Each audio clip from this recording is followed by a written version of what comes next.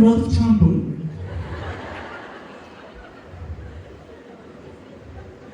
Mana Chonibek Murodov konsertini bilasizmi shu champurni? Ha, hamon champur.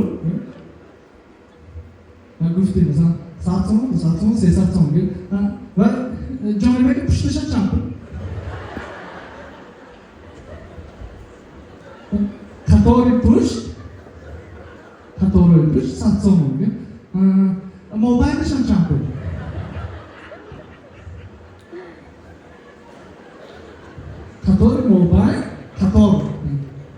کتاری موبایل دو ساعتون پیشش هم چند